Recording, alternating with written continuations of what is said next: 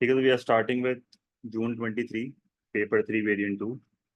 ये जून 23 पेपर 32। देखो 32 का मतलब क्या होता है? 32 का मतलब होता है पेपर 3 वेरिएंट 2। तो ये हमारा वेरिएंट है जो पाकिस्तान में बच्चे पेपर दे रहे होते हैं। तो एमसीक्यू नंबर 1। अच्छा देखो, अब एमसीक्यू करने का तरीका यही होता है। ये मैं पहला पेपर आपके साथ लाइव सॉल्व कर रहा हूँ फिलहाल इस सेशन का। तो तरीका यही होता है कि सिर्फ सही ऑप्शन बताना ना बड़ी बात नहीं होती, why the other options are wrong ये भी आपको पता होना चाहिए, क्योंकि यही डिटरमिन करती है आपकी कॉन्सेप्चुअल एबिलिटी को। क्योंकि 30 एमसीक्यूज होते हैं, हर एमसीक्यू में 4 ऑप्शंस होते हैं, टोटल 120 ऑप्शंस। अब 120 ऑप्शंस आपको पता होने चाहिए कि अगर आंसर सही है 30 ऑप्शन तो वो क्यों सही है, पर जो 90 ऑप्शंस गलत है ना वो गलत क्यों है वो भी पता होना जरूरी है। इस लेवल की अगर आपकी नॉलेज होगी तब जाके आपका स्कोर आएगा, वरना नहीं आएगा, क्योंकि जनरली A2 के एमसीक्यूज मुश्किल होते हैं। सही है, पर ये पेपर मुझे याद है, मैंने पहले कराया हुआ है। तो ये आसान है, ये इतना मुश्किल नहीं है, मैंने कॉलेज में कराया था शायद। तो ये आसान पेपर है। ठीक है, तो पहला एमसीक्यू देख लेते हैं जरा। फोकस रखना, थोड़ा एक्टिव रहना क्लास में। Studies show that some dentist replace patients teeth more often than is necessary। जाहिर है पैसा कमाने के लिए करते हैं। ठीक है, जिस जिस तरह एसी वाला आपके घर पे आके कहता है कि भाई गैस नहीं है आजकल, ये मीम चल रहा है। सही है, तो वो क्यों करते हैं? क्योंकि उनको ये चीज पता है कि भाई हम जो हैं काम करने वाले हैं, और जो हमसे काम करवा रहा है ना उसको इतनी नॉलेज नहीं है। चाहिए, इसको एसिमेट्रिक इन्फॉर्मेशन कहते हैं, याद है आपको? रियलिटी में एसिमेट्रिक इन्फॉर्मेशन होती है। रियलिटी में the the seller knows more than the buyer. सही है, which factor helps to explain why excessive dental treatment में take place? A is the correct answer, the existence of asymmetric information. Asymmetric information क्या होता है? When the seller knows more than the buyer. बड़ा straightforward इसका answer है। The existence of dynamic efficiency. Dynamic efficiency का यहाँ पर कोई लेना देना नहीं है, जिसमें लॉन्ग एंड एवरेज कॉस्ट नीचे शिफ्ट नहीं हो जाती, रिसर्च एंड डेवलपमेंट की स्पेंडिंग वगैरह करते हैं।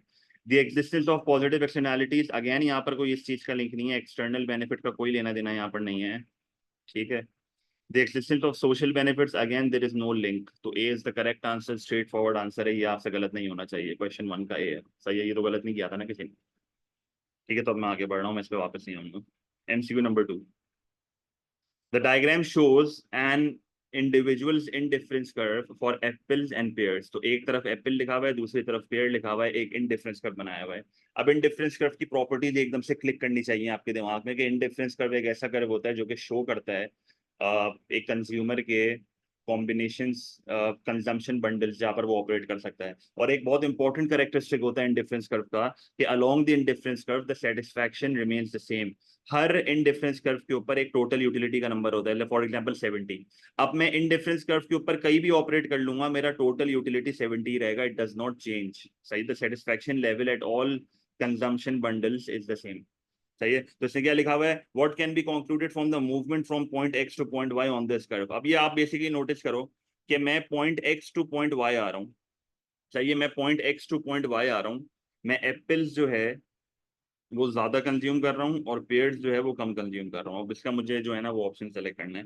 The individual can afford more apples than pairs.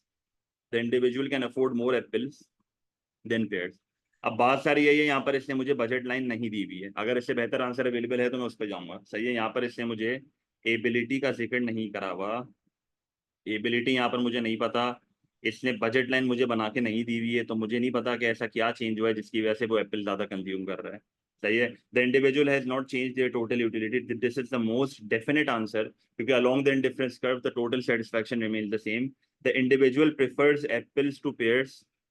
सही है, बात अभी भी यहाँ पर वही है कि हमारे पास एक बेहतर आंसर अवेलेबल है। ये एक बेस्ट चॉइस क्वेश्चन है अगर देखा जाए। बी एक बहुत स्ट्रेट फॉरवर्ड ऑप्शन है हमारे पास जो कि हम सेलेक्ट कर सकते हैं। The individual has gain more utility, more utility का सवाल ही पैदा नहीं होता। सेम सेटिस्फैक्शन होती है इंडिफरेंस कर्व के हर पॉइंट के ऊपर। तो ये वाली बात भी इसने बड़ी अजीब से लिखी हुई है। सही है, तो 22 का आंसर बी होगा। क्लियर है यहाँ तक? 2 एमसीक्यू क्लियर है। हम सारे ऑप्शंस देख रहे होंगे, सिर्फ सही ऑप्शन मैं नहीं बताऊंगा आपको, गलत वाले ही बताऊंगा। ठीक है, अच्छा। Question number 3। What is not necessary for successful price discrimination. अच्छा, अब सक्सेसफुल प्राइस डिस्क्रिमिनेशन की बहुत कंडीशंस होती हैं। अब ये कह रहा है ऐसी कौन सी कंडीशन है जो जरूरी नहीं है। तो पहला ऑप्शन दिया हुआ ability to separate markets, this is a must for price discrimination. Third degree price discrimination इसी बेसिस पे होती है, different markets charging different prices in different markets. Different price elasticities is also a must, क्योंकि elastic में तुम कम price charge करते हो, इन इलास्टिक में प्राइस ज्यादा चार्ज करते हो। Monopoly is not a must but it is necessary, it is also important, क्योंकि अगर आपकी मोनोपोली पावर होगी you can easily price discriminate, आप अपनी मर्जी से हाई प्राइस चार्ज कर सकते हो, कंज्यूमर मजबूर होगा, कोई टेंशन नहीं है। सही है। Price leadership is not necessary, price leadership एक कंप्लीटली दूसरी चीज होती है जो कि ओलिगोपोली में होती है। सही है। और ओलिगोपोली में आपको याद होगा ये कल्यूसिव ओलिगोपोली में होता है, और कल्यूसिव ओलिगोपोली में ये इनफॉर्मल मतलब बेसिकली ये विदाउट एग्रीमेंट होता है। सही है। ये विदाउट एग्रीमेंट होता है कि सारे जो हैं वो एक एक प्राइस लीडर होता है जिसको फॉलो कर रहे होते हैं। मैंने आपको लकी सीमेंट की एग्जांपल दी थी यहाँ पे। फिर तो क्वेश्चन 3 का आंसर डी है, उसका प्राइस डिस्क्रिमिनेशन से कोई लेना देना नहीं। क्लियर है। कोई मसला, मतलब नो लिंक। ठीक है, तो क्वेश्चन नंबर 3 भी हमारा बड़ा आसान था। Question number 4, the diagram shows the cost curves of a firm, what is the level of output below which the firm will shut down in the long run। अब सबसे इंपॉर्टेंट स्टेटमेंट इस सवाल में लॉन्ग रन है। Late से मैं कहता हूँ एक स्टूडेंट है जिसने ये लॉन्ग रन का वर्ड इग्नोर कर दिया। लेट से मैं कहता हूँ एक स्टूडेंट है जिसने लॉन्ग रन का वर्ड इग्नोर कर दिया, वो डायरेक्टली ये शट डाउन देखेगा और वो बोलेगा कि यार शट लास्ट ऑपरेटिंग पॉइंट होता है average revenue is equal to average variable cost, this is the last operating point. अब जिस बच्चे ने ये लॉन्ग रन का वर्ड नहीं पढ़ा ना, वो अंधी-धुन आंसर जो है ना वो बी कर देगा। सही है। जिस बच्चे ने ये लॉन्ग रन नहीं पढ़ा वो अंधी-धुन आंसर बी कर देगा, क्योंकि बी पे अगर आप नोट करो, बी पे अगर आप नोट करो तो बी पे अगर यहाँ पर मैं एक प्राइस निकालता हूँ तो बी पे मुझे क्लियरली यहाँ नजर आ रहा है कि average revenue is equal to the average variable cost, और ये मेरा लास्ट ऑपरेटिंग पॉइंट है। इसके नीचे एक बिजनेस शट डाउन हो जाएगा, क्योंकि अगर आपकी एवरेज वेरिएबल कॉस्ट भी कवर नहीं हो रही, there is no point of operating, क्योंकि आपका बाकायदा जेब से पैसे देने पड़ रहे हैं। एवरेज फिक्स कॉस्ट तो आप वैसे ही जेब से दे रहे हो, एवरेज वेरिएबल कॉस्ट भी जेब से देनी पड़ेगी, डेली रनिंग के पैसे भी जेब से देने पड़ेंगे।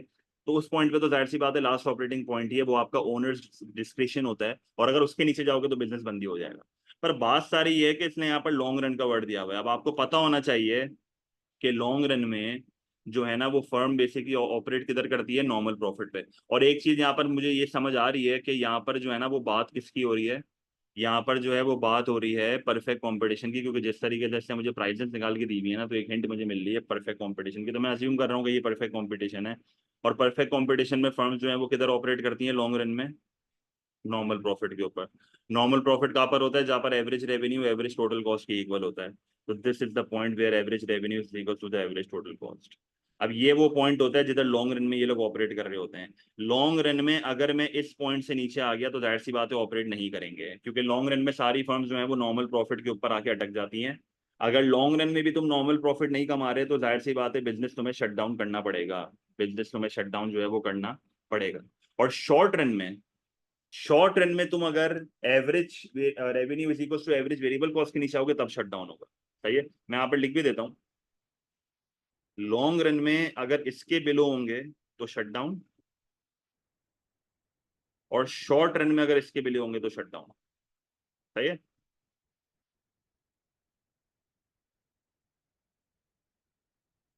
समझ आ गया, कोई मसला।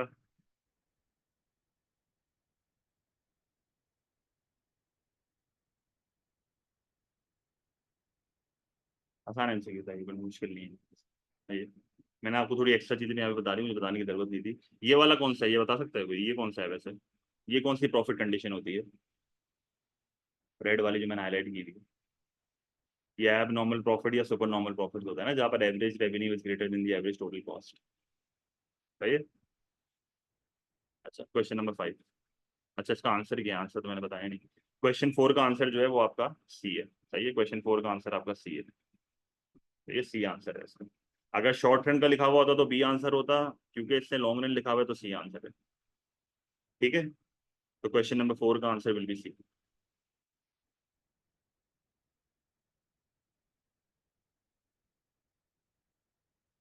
Question number 5।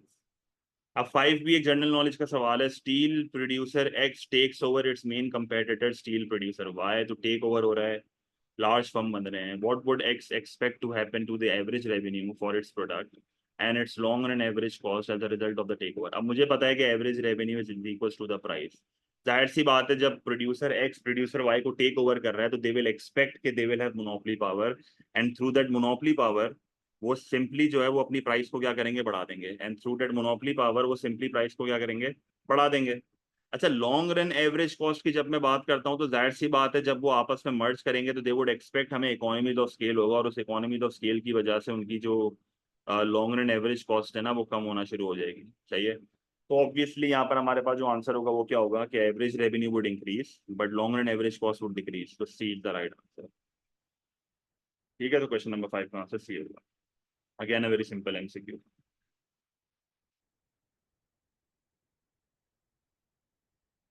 अच्छा, क्वेश्चन नंबर 6 अब तक बड़े सिंपल है। Question number 6, which statement is correct? External benefit, अब इससे जितना भी मुझे डेटा दिया हुआ है ना वो मेजोरिटी बेनिफिट का दिया हुआ है, तो social benefit is equals to private benefit plus external benefit. ठीक है, पहला ऑप्शन है external benefit minus private benefit equal social benefit, this is the wrong statement. Plus होता है, private benefit minus external benefit equal social benefit. Again इसने घुमा फिरा के वही स्टेटमेंट दी है, अगेन यहाँ पर प्लस ही होगा भाई, अगेन यहाँ पर प्लस ही होगा भाई, तो ये भी नहीं होगा। Social benefit minus external benefit equals private benefit, ये सही स्टेटमेंट है, क्योंकि अगर मैं इसको रीअरेंज कर दूं, अगर मैं इसको रीअरेंज कर दूं तो कैसे होगा, आप देखो, अगर मैं एक्सटर्नल बेनिफिट को वहां लेके आ जाऊं तो social benefit minus external benefit will be equals to private benefit, तो ये सही स्टेटमेंट है। Social benefit plus private benefit, social benefit minus private benefit is equals to external, तो ये भी नहीं। क्लियर है, तो बेसिकली बस यहाँ पर हो क्या रहा है कि हम इक्वेशन को आगे पीछे कर रहे हैं, बस कुछ सोचने का नहीं है इसमें। आपको बस ये वाला फॉर्मूला पता होना चाहिए, इसको घुमा फिरा के बस ये घुमा रहा है, ये कंफ्यूज कर रहा है आपको पेपर में, और कुछ भी नहीं है। ठीक है, अगेन बड़ा कचरा एमसीक्यू है ये। ठीक है, क्वेश्चन नंबर 7 पे आ जाते हैं। क्वेश्चन नंबर 7 पे ये कह रहा है कि what can be done to help to overcome moral hazard. अब देखो मॉरल हैजर्ड क्या होता है, मॉरल हैजर्ड की मैं यहाँ पर डेफिनेशन लिख रहा हूँ आपको, यहाँ पर इट इज व्हेन समवन, बहुत बेसिक डेफिनेशन लिख रहा हूँ उसकी, इट इज व्हेन समवन, ये मेरी उस पर भी लिखा हुआ है फाइल में, it is when someone takes more risk because they no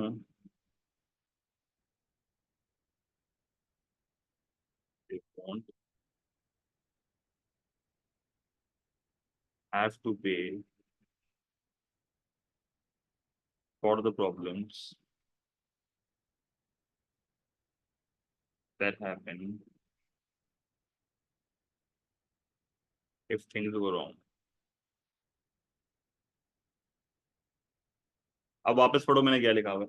moral hazard क्या होता है, मॉरल हैजर्ड का मतलब it is when someone takes more risks because they know they won't have to pay for the problems that happen if things go wrong. जब आप risk लेते हो, जब आप ऐसी चीजें करते हो जिससे हो सकता है कुछ मसला हो जाए, पर उस मसले के बारे में आपको टेंशन नहीं है, क्योंकि आपको पता है कि अगर मसला हो भी जाता है तो you won't be responsible for it, और आपको कुछ पे नहीं करना पड़ेगा। अभी कह रहा है what can be done to help overcome the moral hazard.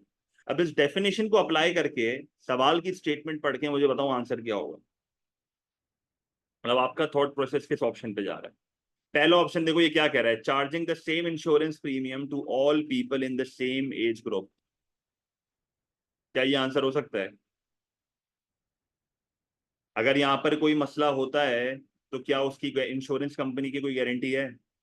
नहीं है, मतलब इसने कोई ऐसी हिंट नहीं दी हुई जिधर मैं मॉरल हैजर्ड को ओवरकम कर रहा हूँ, ऐसी कोई हिंट नहीं दी हुई इसने, तो ए तो आंसर नहीं होगा। Designing insurance contract so that the insurance company and the client share any loss, देखो ये बात इसने मॉरल हैजर्ड को ओवरकम कर लिया कि लॉस अगर होगा तो मैं भी रिस्पॉन्सिबल हूँ, लॉस अगर होगा तो मैं भी रिस्पॉन्सिबल हूँ। समझ आया? Giving unconditional financial support to banks to protect jobs, again इधर कोई ऐसी हिंट नहीं दी हुई जिधर I am overcoming a moral hazard. सही है। डी में कह रहा है guaranteeing jobs for bank managers to provide a sense of security, again यहाँ पर जो है कोई इसने हिंट नहीं दी हुई ऑफ ओवरकमिंग मॉरल हैजर्ड, तो B is the right answer, जहां पर वो बकायदा कह रहा है कि अगर कुछ मसला होता है तो हम आपसे लॉस शेयर करेंगे। क्लियर है ये चीज, कोई मसला? तो 7 का आंसर विल बी बी। बढ़ जाऊं आगे? आइए, क्वेश्चन नंबर 8। क्वेश्चन नंबर 8 में कह रहा है विच action would produce a positive externality of a production. Now this is very interesting question. क्योंकि जनरली जब भी पॉजिटिव एक्सटर्नैलिटी का वर्ड हम देखते हैं हमारे दिमाग में कंजम्पशन पॉजिटिव एक्सटर्नैलिटी आती है। Now you need to think from producers point of view. देखो जनरली जब हम मार्जिनल सोशल कॉस्ट को, मार्जिनल प्राइवेट कॉस्ट को एक्सीड करते हैं, तो this is negative production externality, right? Negative production externality. पर अगर मैं इसको उलट कर दूं, अगर मैं एमपीसी को ग्रेटर कर दूं मार्जिनल सोशल कॉस्ट से, तो this will B positive production externality. Basically यहाँ पर एक्सटर्नल कॉस्ट है, यहाँ पर एक्सटर्नल बेनिफिट। समझ आया? उलट हो गया मामला। अब यहाँ पर आपको प्रोड्यूसर के पॉइंट ऑफ व्यू से सोचना है। A child is vaccinated against measles, this will result in a positive consumption externality. ये पॉजिटिव कंजम्पशन एक्सटर्नैलिटी करेगा। A consumer donates products to a local food bank. अब बकायदा यहाँ पर आप डोनेट कर रहे हो, यहाँ पर होगी, पर अगेन यहाँ पर कंजम्पशन के पॉइंट ऑफ व्यू से ही आ रहा है, तो इसको भी हटा दो। A firm rebuilds a local road when constructing its new factory, ये होता है पॉजिटिव प्रोडक्शन एक्सटर्नैलिटी। तो ये पॉजिटिव प्रोडक्शन एक्सटर्नैलिटी कि भाई आप अपनी फैक्ट्री बना रहे थे, आपने रोड भी बना दी। A government pay the subsidy to firms producing cars, ये तो एक्सटर्नैलिटी है ही नहीं ना, डायरेक्टली बेनिफिट मिल रहा है प्रोड्यूसर को। तो ये ग्रांट और कैश पेमेंट डायरेक्टली प्रोड्यूसर को मिल रहा है, तो यहाँ पर एक्सटर्नैलिटी का लेना देना नहीं। तो 8 का answer will be C. Clear है? कोई मसला?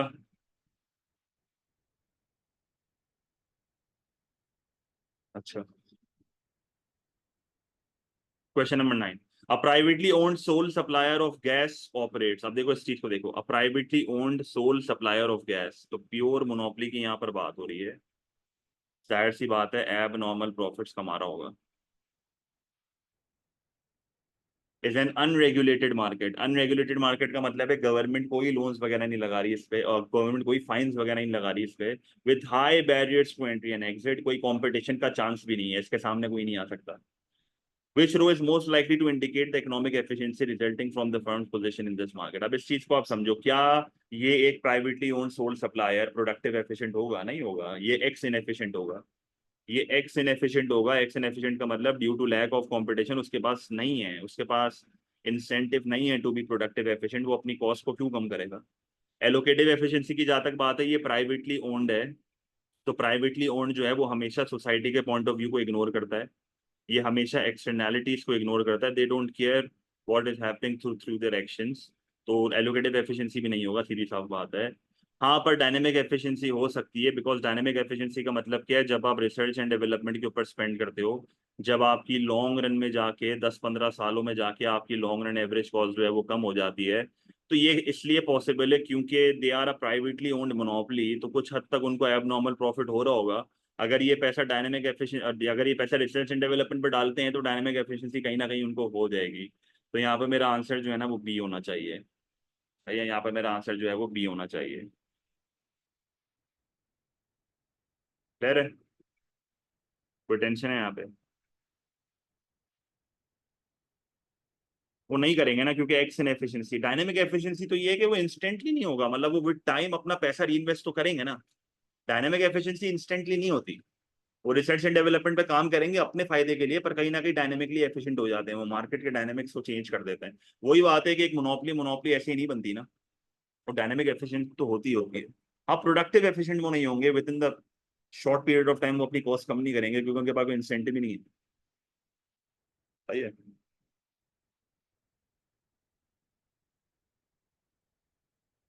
इसका आंसर बी है ना, 9 का तो बी है ना, मार्किंग सिंपली रखी है ना किसी ने। बी ही होगा इसका answer.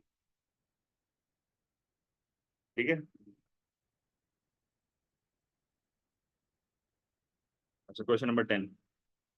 A government increases the protection that patents offer. Patents क्या होते हैं? जब आप कोई नया फीचर या कोई नया प्रोडक्ट लॉन्च करते हो और आप उसको प्रोटेक्ट करते हो कि भाई कोई कॉपी ना कर ले। Offer to investor inventors of new products and processes which barriers to entry into an industry are higher as a result of this increase। तो भाई ये लीगल बैरियर है, ऑब्वियस सी बात है, this is a legal barrier. आपने बकायदा एक legally अपने प्रोडक्ट पे पेटेंट लगाया है ताकि कोई और कॉपी ना कर सके, तो this is a legal barrier. Cost barrier क्या होते हैं? कॉस्ट बैरियर बेसिकली होते हैं जो इनिशियल कॉस्ट लगती है टू, जब इनिशियल कॉस्ट बहुत ज्यादा होती है ना तो उसको कॉस्ट बैरियर कहते हैं। जैसे अगर फॉर एग्जांपल मुझे एक एयरलाइन खोलनी है, तो एयरलाइन खोलना आसान नहीं है, initial cost is too much, तो इजीली कोई भी एंटर नहीं कर सकता उस मार्केट में। मार्केट बैरियर्स क्या होते हैं? मार्केट बैरियर्स में भी यही सारी चीजें आती है। मार्केट बैरियर्स में इनिशियल कॉस्ट आ जाती है, मार्केट बैरियर्स में स्ट्रिक्ट रेगुलेशंस आ जाते हैं, मार्केट बैरियर्स में आपकी ब्रांड लॉयल्टी आ जाती है, सब आ जाते हैं इसमें, सही है। इकोनॉमीज ऑफ स्केल आ जाता है, रिस्ट्रिक्टिव प्रैक्टिसेस आ जाते हैं। अब रिस्ट्रिक्टिव प्रैक्टिसेस क्या होते हैं कि भाई आपने अपने सप्लायर को धमकी दी कि तो उसको माल प्रोवाइड नहीं करेगा वरना हम तुमसे नहीं खरीदेंगे, सही। तो restricting supplies, restricting distribution channels, बस तंग करते हैं। फिजिकल बैरियर तो कुछ भी नहीं होता, दीवार खड़ी थोड़ी करेंगे, सही है, फिजिकल बैरियर कुछ भी नहीं होता। तो 10 का आंसर विल बी बी। वो सामने खड़ा थोड़ी हो जाएगा, उसके अंदर कुछ नहीं दे रहा उसको, सही है। तो 10 का answer will be B. Question number 11. The table shows how a firm's total cost changes as more workers are employed. What would be the effect of employing a third worker on the firm's average cost? The average cost is the per unit cost and marginal cost. तो marginal cost क्या होती है? Additional cost. तो marginal cost क्या होती है? Change in total cost divided by change in quantity. तो marginal cost पहले निकाल लेते हैं। जीरो से लेके थर्ड का बोला है ना इसने, तो 1200, तो ये 800 होगा, ये 700 होगा। और एवरेज टोटल कॉस्ट कैसे निकलेगी? Total cost divided by number of workers. तो क्या करूंगा? 1200 divided by 1 is 1200, 2000 divided by 2 is 1000, and 2700 divided by 3 is 900, सही है। तो यहाँ पर मेरे पास आंसर क्या होगा? अच्छा, इंक्रीज डिक्रीज कह रहा है। तो ये चीज क्लियरली समझ आ रही है कि भाई आपकी एवरेज टोटल कॉस्ट तो कम होते जा रही है, आपकी मार्जिनल कॉस्ट भी कम होते जा रही है, तो दोनों डिक्रीज हो रही है। इसका आंसर ये होगा, सही है। तो change in total cost marginal cost है, और बाकी एवरेज कॉस्ट मैंने क्या करा? टोटल कॉस्ट को क्वांटिटी से डिवाइड कर दिया, ठीक है, मतलब नंबर ऑफ वर्कर्स है,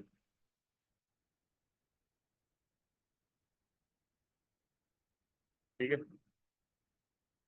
बड़े आसान एमसीक्यूज हैं यार, इसमें कुछ सोचना नहीं पड़ रहा है। MCQ number 12। A government hopes to build an athletic stadium to hold the World Games. The stadium would have high private and external costs, but it would increase the national pride. इज्जत बढ़ेगी मुल्क की। Why would it be difficult to use the cost benefit analysis to decide whether to build the stadium? Cost benefit analysis क्या होता है? जहाँ पर वो लोग देखते हैं external cost, private cost, benefits और सब decision लेते हैं कि भाई whether to go ahead with the project or not.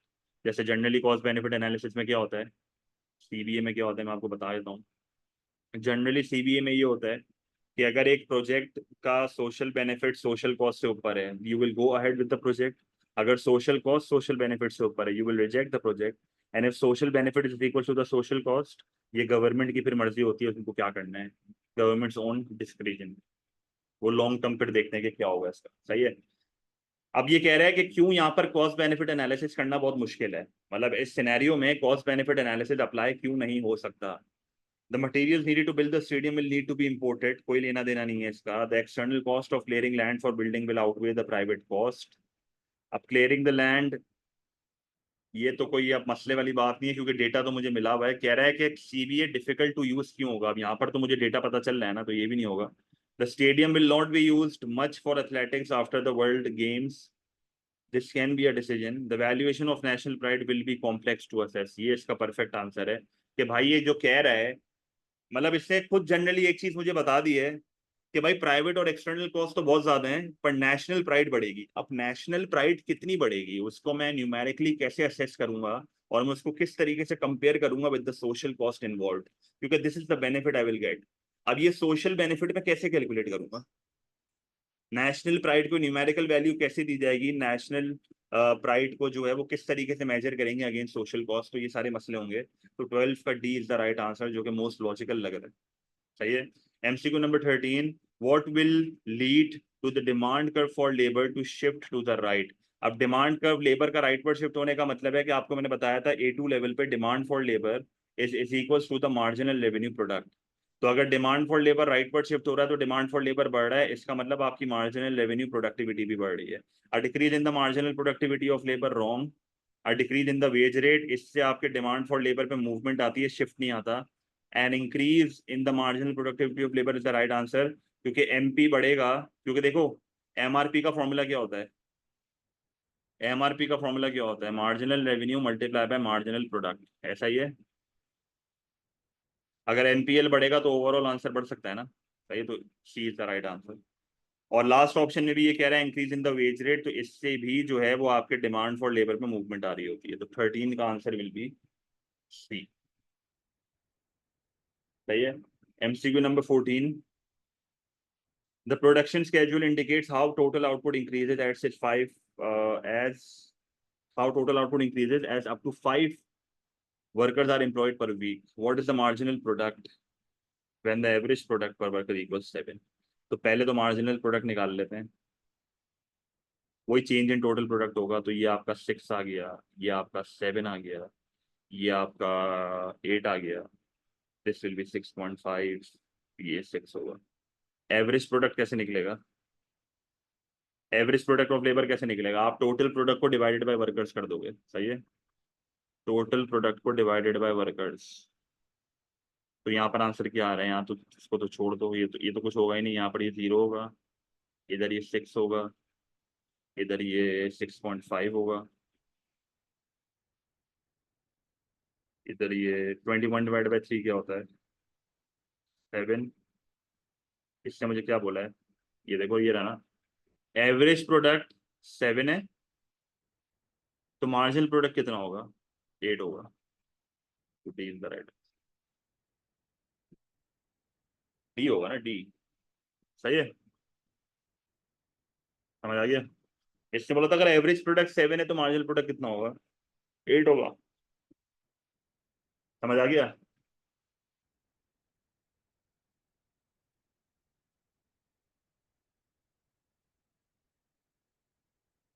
अच्छा, what is likely to cause a more equal distribution of income in the long run? Question number 15, what is likely to cause a more equal distribution of income in the long run? A reduction in the top rate of taxation, इससे आपकी inequality बढ़ेगी, क्योंकि अगर आप top rate of tax कम कर दोगे तो अमीर कम टैक्स देगा, अमीर कम टैक्स देगा तो इनइक्वालिटी बढ़ती है। And increase in the government spending on education and training, yes, क्योंकि इससे वर्कर्स की स्किल्स बढ़ेंगी, इससे इकोनॉमी की प्रोडक्टिविटी बढ़ेगी, इससे वेल पेड जॉब्स होंगी, फ्यूचर में लोगों की इनकम्स बढ़ेंगी, मुल्क का आउटपुट बढ़ेगा, तो this is the very good way to reduce inequality of income in the long run. And increase in the unemployment, unemployment बढ़ेगी तो इससे इकोनॉमी में इनकम्स कम हो जाएंगे, जिससे इनइक्वालिटी बढ़ती है।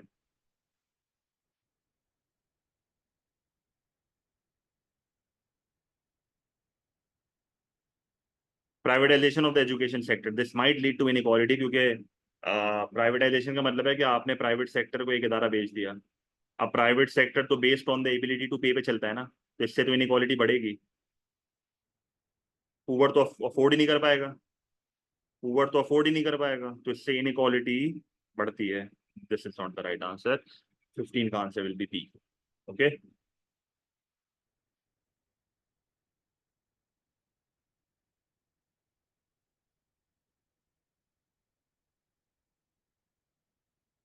एमसीक्यू नंबर 16, ये बहुत रिपीटेड एमसीक्यू है, बहुत बार आया है ये A2 के पेपर में। Immigrants are awarded entry points according to their ability to fulfill the criteria set by the Canadian government. A new express entry system for the immigration of skilled workers was introduced. The diagram shows the change in the relative importance or way given to these criteria between weighing criteria between the old and the new systems. अच्छा, अब ये old system है, ये new system है, ठीक है। फर्क देखो आप एक चीज का, सबसे मेजर फर्क आपको किस चीज का नजर आ रहा है? ओल्ड सिस्टम में और एक्सप्रेस एंट्री सिस्टम में सबसे मेन चीज किस फर्क है? जॉब ऑफर्स का।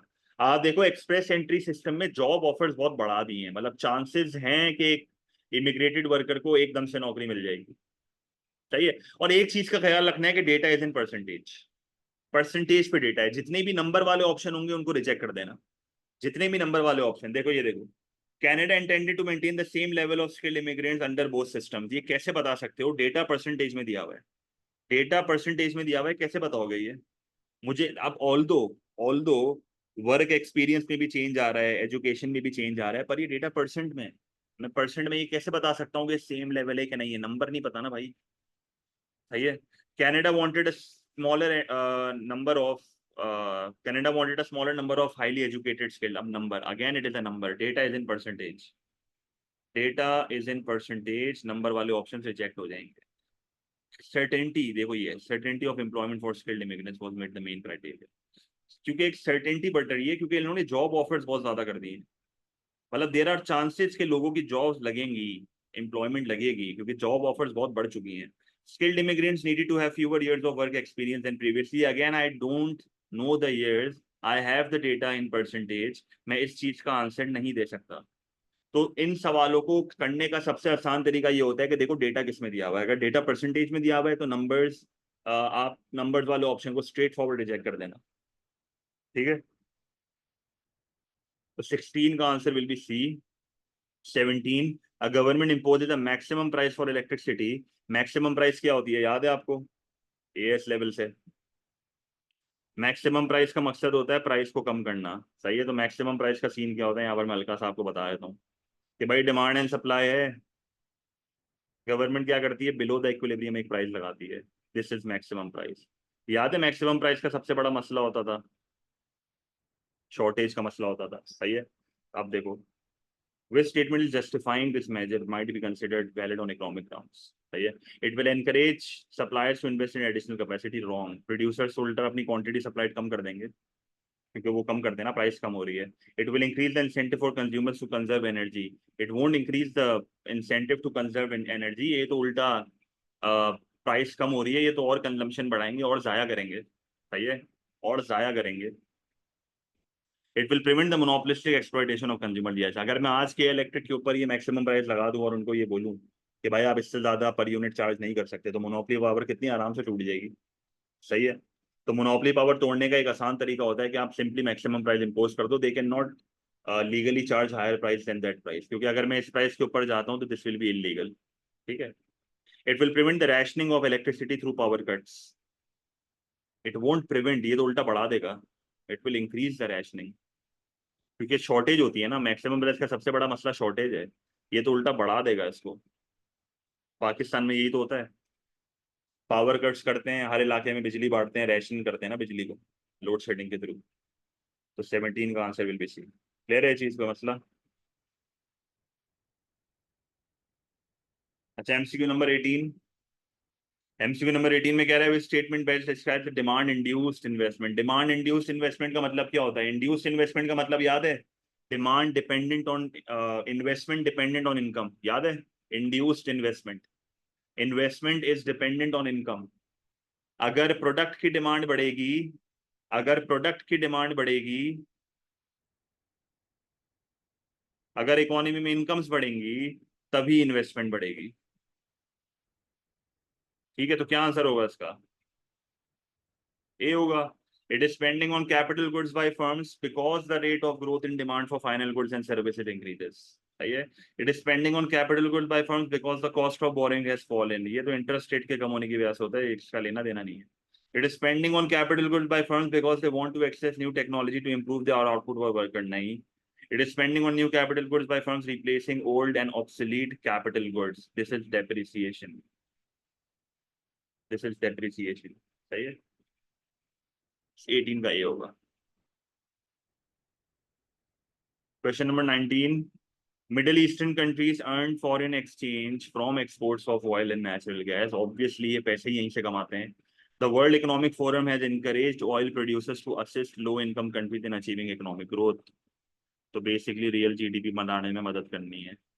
Which policy by Middle Eastern countries would be least likely to achieve this economic growth in low-income countries? अच्छा भाई, assisting low-income countries to overcome foreign exchange shortages by writing off debt. This will help them.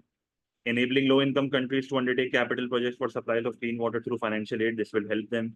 Hiring mainly labor from low-income countries to build infrastructure in the Middle East. This will help them, क्योंकि जाहिर सी बात है, इनके लोग दूसरे मुल्कों में जाके पैसे कमाएंगे, वापसी अपने घर पे पैसे भेजेंगे, तो रेमिटेंसेस बढ़ेंगी, इनफ्लोज बढ़ेंगे। This is also a good policy. Reducing exports of fuels to low-income countries to lower pollution of the environment. This is the right answer. अगर आप लो इनकम कंट्रीज को तेल ही नहीं दोगे तो ये लोग क्या करेंगे भाई, पोल्यूशन तो कम करनी है, पर तेल के बगैर मुल्क चलेगा कैसे, सही। तो this will reduce the economic growth, this is not helping them. Question number 20. An open economy has injections, J into the circular flow of income and withdrawals is W. If the full employment level of national income is Q, what represents the inflationary gap? The inflationary gap is a positive output gap. It is a positive output gap. कब होता है? जब एक economy का actual output is greater than the potential output. भाई ये याद है? ये पोटेंशियल आउटपुट, ये एक्चुअल आउटपुट होता है, ये पोटेंशियल आउटपुट होता है, ये रियल जीडीपी है, ये टाइम है, ये होता है ना inflationary gap. This is inflationary gap. सही है। अब मुझे एक चीज बताओ, यहाँ पर हर बच्चा क्या आंसर करेगा? यहाँ पर हर बच्चा क्या आंसर करेगा, कोई बता सकता है? सबसे मेन गलती क्या करेगा बच्चा यहाँ पे? बच्चा बोलेगा ये एक्चुअल आउटपुट है, ये पोटेंशियल आउटपुट है, ये वाई ए है, ये वाई एफ है। हर बच्चा आंसर कर देगा क्यू ई। हर बच्चा आंसर कर देगा क्यू ई। हर बच्चा ये आंसर करके आ जाएगा। एग्जामिनर रिपोर्ट में ये लिखा हुआ था, एग्जामिनर रिपोर्ट में ये लिखा हुआ था कि majority students opted for Q E, which is the wrong answer. मैंने क्या बताया था? इन्फ्लेशनरी गैप ग्राफिकली आइडेंटिफाई करने के लिए क्या करना पड़ता है कि how much change in aggregate expenditure or the change in injection is required to fulfill this gap. अगर मैं अपने इंजेक्शन को नीचे शिफ्ट कर दूंगा और मैं इसको यहाँ पर ले आऊंगा तो मेरा एक्चुअल जो है वो यहाँ पर नहीं आ जाएगा, मेरा मसला हल हो जाएगा। इसका मतलब what is the inflationary gap now? क्या इन्फ्लेशनरी गैप? आप तो आइडेंटिफाई करके बता दो, क्या इन्फ्लेशनरी गैप है? This is the inflationary gap. S R होगा ना बेटा, एस आर। भाई देखो ना क्या हो गया यार, भूल गए क्या सब? ये देखो, ये मेरा एक्चुअल आउटपुट है, सुनना जरा आप, ये एक्चुअल आउटपुट है, ये पोटेंशियल आउटपुट है, सही है। ये गैप है। हर बच्चा आंसर कर देगा क्यू ई, बोलेगा एक्चुअल पोटेंशियल से ज्यादा है, Q is the inflationary gap. This is the wrong answer. आपको यहाँ पर चेंज इन इंजेक्शंस या change in aggregate expenditure required to fulfil this gap. अब जाहिर इन्फ्लेशनरी गैप को खत्म करना है, इंजेक्शन तो कम करना पड़ेगा। कितने से कम करना पड़ेगा? ये इंजेक्शन कम होगा ना, मुझे यहाँ पर आना है, मुझे यहाँ पर आना है। मैं जब यहाँ पर आऊंगा तो मेरा खत्म हो जाएगा। तो S R is the change in injection required. सही है। S R is the change in injection required, तो this will be the inflationary gap. समझ आ गया? पक्की बात है। जैसे एक मिसाल मैं आपको यहाँ पर देता हूँ, एक मिसाल मैं यहाँ पर आपको देता हूँ, जरा सुनना। अगर मैं आपको कहता हूँ कि this this gap is $5 million, क्या मैं इंजेक्शन और मल्टीप्लायर इकोनॉमी का 5 है, लेट से एक मिसाल क्रिएट कर रहा हूँ, मल्टीप्लायर इकोनॉमी का 5 है, इकोनॉमी का मल्टीप्लायर 5 है और ये गैप 5 मिलियन का है। इंजेक्शन कितने से कम करूंगा? 5 मिलियन से कम करूंगा। इंजेक्शन क्या 5 मिलियन से कम करूंगा मैं? इंजेक्शन 1 मिलियन से कम करूंगा। जब इंजेक्शन 1 मिलियन से कम करूंगा तो मल्टीप्लायर 5 टाइम्स आएगा, तो 5 मिलियन से कम हो जाएगा। तो द चेंज इन इंजेक्शन या change in aggregate expenditure required is the inflationary gap to fulfil this gap. मतलब क्लियर है? तो ये पेपर में गलती मत करना, ये बिल्कुल हंसता खेलता एमसीक्यू गलत हो जाता है।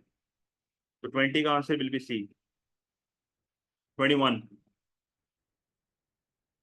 which condition will produce the highest value of national income multiplier in an open economy with the government sector? अब जाहिर सी बात है, मल्टीप्लायर ज्यादा किस क्या होगा, डिपेंड करता है एमपीसी कितना है।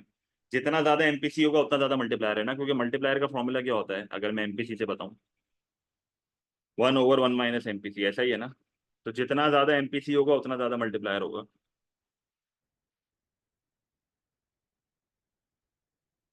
Higher margin average and marginal. अब मार्जिनल टैक्स रेट अगर ज्यादा होगा तो एमपीसी कम हो जाएगा, ये तो नहीं हो सकता। MPC MPS, higher MPS, MPS ज्यादा होगा तो इससे भी एमपीसी कम हो जाएगा। Low level of autonomous consumption, अगर इकोनॉमी में एग्रीगेट एक्सपेंडिचर ही कम है तो इससे भी मल्टीप्लायर कम होगा, क्योंकि मल्टीप्लायर का दूसरा फॉर्मूला क्या होता है? Change in real national income divided by change in aggregate expenditure.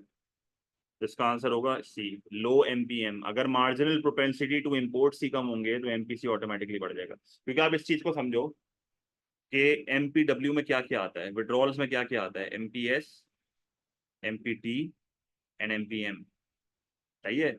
अगर ये सारे विड्रॉल्स कम होंगे तो एमपीसी बढ़ जाएगा। जितना ज्यादा एमपीसी होगा उतना ज्यादा मल्टीप्लायर होगा। ठीक है, तो मसला।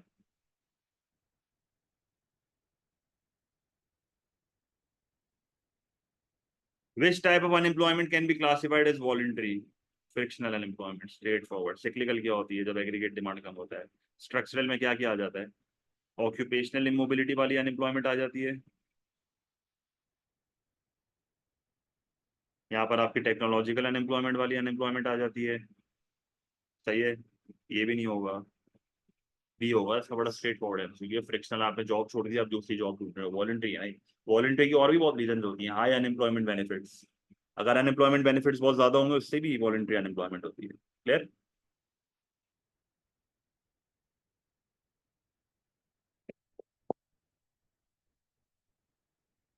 अच्छा जी, question number 23। Increase borrowing by the government results in higher interest charges and this leads to less private investment expenditure। बहुत ही कचरा सवाल है ये। क्या बोल रहा है सवाल, पढ़ो आपसे। इंक्रीज गवर्नमेंट बोरोइंग, गवर्नमेंट बोरो जब करती है तो स्पेंडिंग बढ़ाती है, स्पेंडिंग बढ़ाती है तो एग्रीगेट एक्सपेंडिचर बढ़ता है। ऐसा ही है, एग्रीगेट एक्सपेंडिचर बढ़ता है तो यहाँ पर आप कह सकते हो कि मनी डिमांड बढ़ जाता है। मनी डिमांड बढ़ता है तो money supply remains the same. जैसे ही मनी डिमांड बढ़ती है और मनी सप्लाई अपनी जगह पे होती है तो इंटरेस्ट रेट बढ़ जाता है। इंटरेस्ट रेट बढ़ता है तो कंजम्पशन और इन्वेस्टमेंट कम होती है, जिससे एग्रीगेट एक्सपेंडिचर वापस कम हो जाता है। तो ये फेलियर ऑफ फिस्कल पॉलिसी है। ये फेलियर ऑफ फिस्कल पॉलिसी है, इसको क्या कहते हैं? जो डिजायर्ड इफेक्ट आपने सोचा था वो नहीं आ रहा है, इसको क्या कहते हैं? Financial crowding out. Financial crowding out है ये। B is the right answer. Automatic stabiliser एक अलग चीज है जो कि फिस्कल पॉलिसी में आती है। एक्सेलरेटर एक अलग चीज है जो कि ये कहता है कि investment is induced. Substitution effect तो बिल्कुल ही कोई अलग सा ऑप्शन है। तो बी बड़ा स्ट्रेट फॉरवर्ड है, ये गलत नहीं होना चाहिए पेपर में, ये बड़ा कचरा एमसीक्यू था। समझ आ रही है बात? 24। Government set economic policy AIIMS, what will be least likely to occur if all these aims are achieved? A decrease, least likely तो यही है, क्योंकि गवर्नमेंट पॉलिसी एम्स क्या क्या होते हैं? A decrease in the currency foreign exchange rate, नहीं भाई, एक्सचेंज रेट स्टेबिलिटी पे काम कर रहे होते हैं। N increase in the level of frictional employment, नहीं भाई, हमारा ऑब्जेक्टिव ही फुल एम्प्लॉयमेंट का होता है, हम क्यों अनएम्प्लॉयमेंट करेंगे? N increase in the rate of inflation, नहीं भाई, हमारा ऑब्जेक्टिव ही प्राइस स्टेबिलिटी का होता है, हम क्यों ऐसी हरकत करेंगे? तो लीस्ट लाइकली यही है कि स्टैंडर्ड ऑफ लिविंग लोगों का कम हो जाएगा। गवर्नमेंट कोशिश करेगी स्टैंडर्ड ऑफ लिविंग, क्योंकि अगर आप अपने इकोनॉमिक एम्स अचीव करते हो, आप प्राइस स्टेबिलिटी का ऑब्जेक्टिव, फुल एम्प्लॉयमेंट का ऑब्जेक्टिव, इकोनॉमिक ग्रोथ का ऑब्जेक्टिव, एक्सचेंज रेट स्टेबिलिटी का objective, balance of payment stability का ऑब्जेक्टिव, रीडिस्ट्रीब्यूशन ऑफ इनकम का ऑब्जेक्टिव, ये सारे ऑब्जेक्टिव्स में स्टैंडर्ड ऑफ लिविंग कंज्यूमर का बढ़ेगा। लीस्ट लाइकली तो यही है, 24 का A. 25, the government decides to raise the rate of value added tax. अब ये सेल्स टैक्स जो होता है ना, ये गुड्स एंड सर्विसेज के ऊपर लग रहा होता है, ये इनडायरेक्ट टैक्स की कैटेगरी में आता है। और इनडायरेक्ट टैक्स आपको यहाँ पर पता होना चाहिए रिग्रेसिव नेचर का होता है। सही है। और रिग्रेसिव टैक्स का सबसे बड़ा मसला होता है कि it puts more burden on the poor, और ये रीडिस्ट्रीब्यूशन ऑफ इनकम को खराब करता है। What does this suggest is the government's main macroeconomic objective? Now if a government is increasing the tax, they are trying to reduce their budget deficit, क्योंकि budget deficit क्या होता है कि government spending is greater than the tax revenue. तो ये tax ही इसलिए बढ़ा रहे हैं ताकि इनका बजट डेफिसिट कम हो जाए। ये टैक्स रेवेन्यू बढ़ा ही इसलिए रही है ताकि इनका बजट, अगर इनको ऑब्जेक्टिव इनइक्वालिटी को कम करने का होता है ये कभी भी ऐसी हरकत नहीं करते, क्योंकि ये तो उल्टा इनइक्वालिटी को बढ़ा रहे हैं। सही है, ये तो इनइक्वालिटी को बढ़ा रहे हैं, क्योंकि आप रिग्रेसिव टैक्सेशन को जब बढ़ाओगे तो आप तो मुल्क की और बैंड बजा रहे हो in terms of redistribution. Reduce the level of unemployment का मेरा ऑब्जेक्टिव अगर होता तो मैं टैक्स कभी भी नहीं बढ़ाता, क्योंकि इनडायरेक्ट टैक्स को अगर मैं बढ़ाऊंगा तो कंजम्पशन कम होगी, एग्रीगेट डिमांड कम होगी, प्रोडक्शन कम होगी, डिमांड फॉर लेबर कम होगा, अनएम्प्लॉयमेंट बढ़ जाएगा। सही है। और अगर मेरा ऑब्जेक्टिव इन्फ्लेशन रेट को कम करने का होता, मैं ऐसी हरकत कभी नहीं करता, क्योंकि इनडायरेक्ट टैक्स का सबसे बड़ा मसला होता है कि वो प्राइस लेवल को बढ़ा देता है। It creates an inflationary pressure, जिससे प्राइस स्टेबिलिटी का ऑब्जेक्टिव अचीव नहीं होता। तो 25 का आंसर विल बी ए। सही है।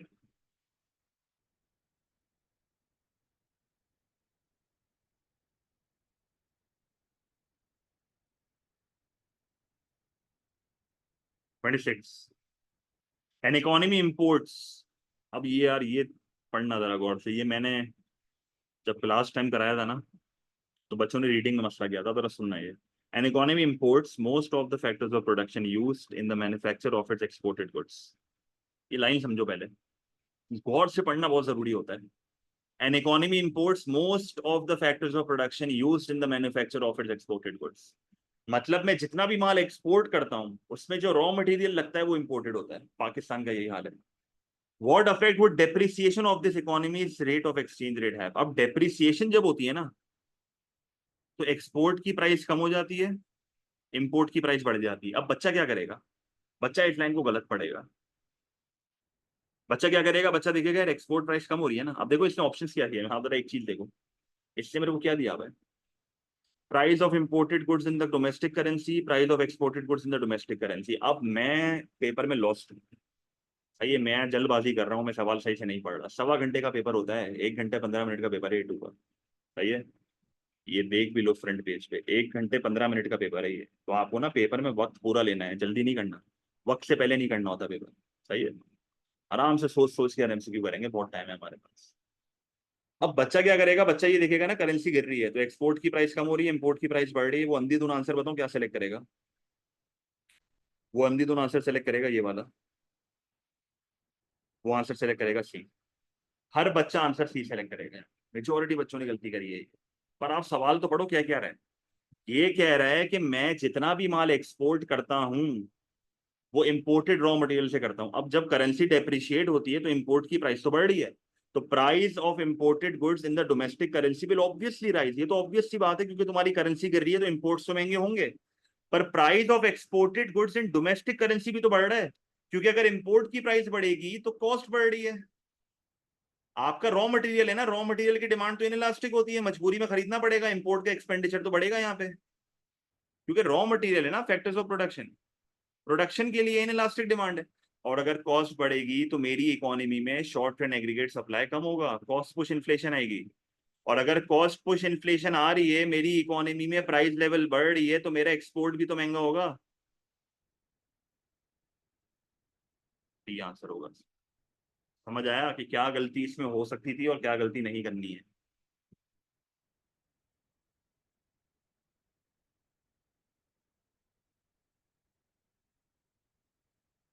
सही है.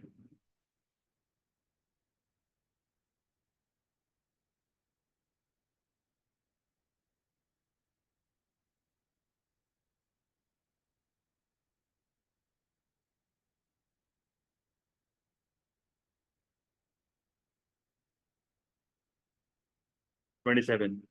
The table shows the human development index. Human development index में क्या क्या आता है, याद है? बता सकता है कोई? रियल GNP पर हेड. एजुकेशन में क्या देखता है, ये बता सकता है कोई? Schooling years. और हेल्थ केयर में क्या देखता है? Life expectancy. सही, तो it is the measure of standard of living. सही है. अगर जितना ज्यादा HDI होगा उतना ज्यादा स्टैंडर्ड ऑफ लिविंग होगा, क्योंकि ये 0 से लेके 1 की अमाउंट होती है, 0 से लेके 100 की अमाउंट होती है. गिनी कोफिशिएंट इसमें नहीं होता. GNI है ना, GNI. GNP GNI एक ही तो बात है. GNP एंड GNI एक ही तो बात होती है.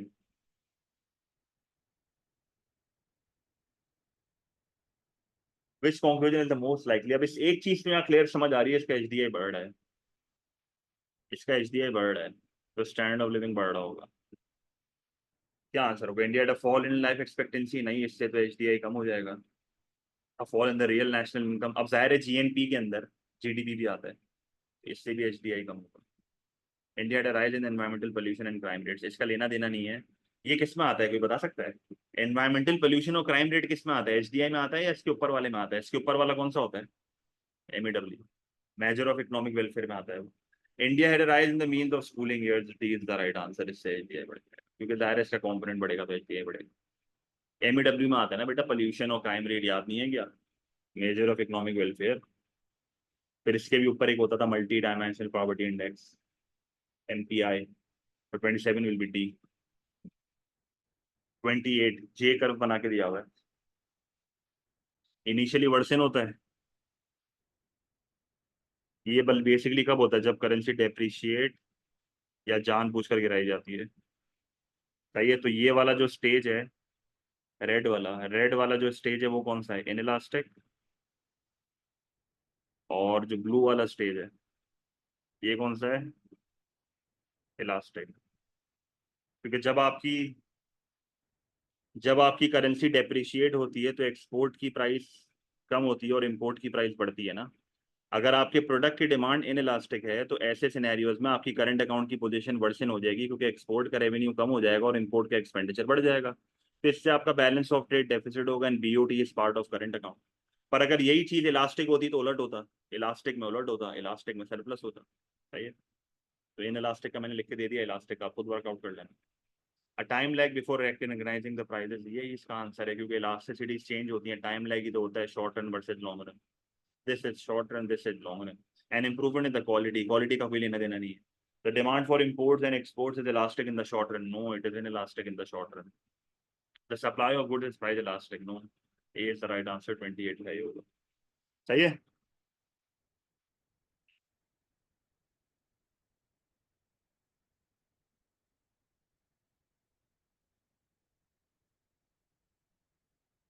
MCQ number 29, which country is the most highly developed. अब जीनी कोफिशिएंट की जब हम बात करते हैं तो जीनी कोफिशिएंट जितना ज्यादा होगा ना उतना इनइक्वालिटी ज्यादा होगी। तो एक हाईली डेवलप्ड इकोनॉमी में इनइक्वालिटी ऑफ इनकम कम होती है ना, तो जीनी कोफिशिएंट जितना कम है उतनी कम इनइक्वालिटी होगी।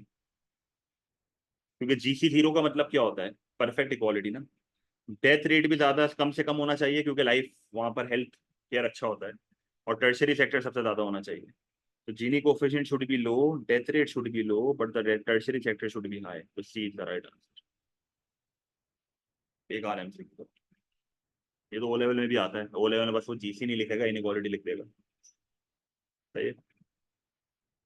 और एमसीक्यू नंबर 30 कह रहा है, what is central to economic growth. Economic growth का मतलब है रियल जीडीपी का बढ़ना। And economic but not necessarily economic development. Economic development का मतलब स्टैंड ऑफ लिविंग का बढ़ना। मैंने आपको बताया भी था, इकोनॉमिक डेवलपमेंट का प्री रिक्विजिट इकोनॉमिक ग्रोथ है। इकोनॉमिक ग्रोथ का मतलब खाली मटेरियलिटी बढ़ रही है, इनकम्स बढ़ रही है। इकोनॉमिक डेवलपमेंट का बढ़ने का मतलब है एजुकेशन, हेल्थ केयर वगैरह सब बढ़ रहा है, स्टैंडर्ड ऑफ लिविंग बढ़ रहा है। सही है, सिर्फ क्वालिटेटिव फैक्टर्स बढ़ रहे हैं। तो कह रहा है इकोनॉमिक ग्रोथ तो है but not necessarily economic development.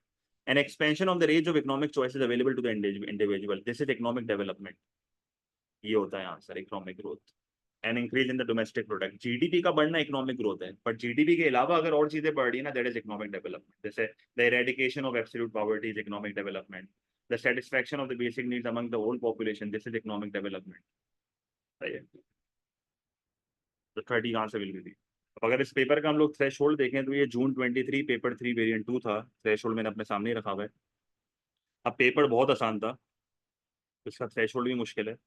25 पे ये ए दे रहा है, 22 पे ये बी दे रहा है, 19 पे ये सी दे रहा है। नहीं, 19 पे सी नहीं है, सी इज ऑन 20। मतलब एक बच्चे के अगर 20 मार्क आ रहे हैं तो उसका सी है। 18 पे डी है, 16 पे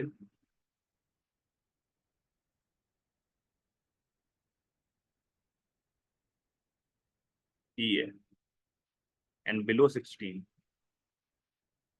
is you. Normally your target should be 25। A2 का पेपर चाहे मुश्किल हो चाहे आसान हो, 24 से नीचे तो वो ये देता ही नहीं है। आपका टारगेट 25 का तो होना ही चाहिए। बहुत हाई थ्रेशोल्ड है P3 का, मैं तभी तो कह रहा हूँ P3 is not a piece of cake.